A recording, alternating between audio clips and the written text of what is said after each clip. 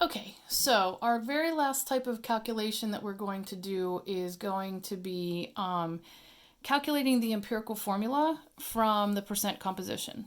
So our last calculations were determining percent composition. So we're going to start with that, and then we're going to work backwards to making a full circle and figuring out what is the formula going to be.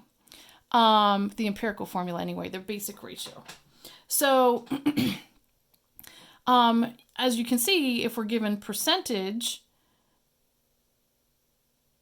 how do we get that into grams or moles? There's no calculation for that, or atoms even for that matter. So what we're going to do is we are going to convert this, since we know that all of our percentages should add up to 100, each problem we're going to set equal to 100 grams.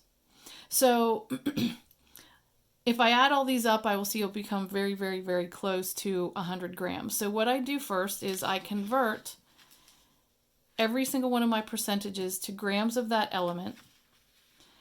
Okay, so for barium, nitrogen, oxygen, I've converted to grams.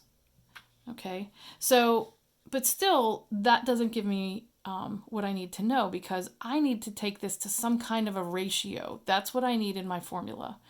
Right? Like H2O, I need the 2 and the 1. The 2 for the hydrogen, the 1 for the oxygen. So just giving me the mass doesn't give me the actual formula. So what I need to do next, as you might guess, is I need to divide by the atomic mass of each one of these, or the molar mass of each element. So I take that and I use my periodic table and I divide by my molar mass.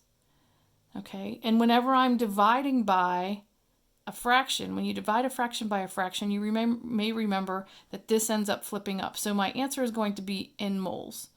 Okay, this flips upside down. So whenever I do that for each of them, so this was my percentage, this is my mass off the periodic table. My percentage, atomic mass, my percentage, atomic mass. Okay, so when I do the calculation for each one of those, I get the answer in moles. Okay, well, we thought we were on the right track calculating for moles, and we surely are. But the thing is that we're never going to write a formula using decimal points. So the next thing we have to do is figure out, well, what's the ratio of each of these? So just like calculating any kind of ratio, if you take the smallest one and divide that into each of the others, you can find out what your ratio is. So what we do here, obviously this one is the smallest, so we're going to divide that. That is going to give me 1. This is going to give me 2. And this, interestingly enough, is going to give me 6. That's a bigger number than you might expect. Okay, I want to point something out, and I think it's because of the periodic table. Normally this would be a little bit closer. Because this periodic table trims off some of the significant digits at the end, whenever you actually do this calculation, it might come out to be 2.02, depending on your periodic table, and 6.06. We need this whole number, so I'm just going to disregard this 06 and this 02, and we're going to use these numbers because they're that close to an actual whole number. Now, what does this mean? This means I have 1 barium for every 2 nitrogen for every 6 oxygen. So what I actually have to do is put that into the formula.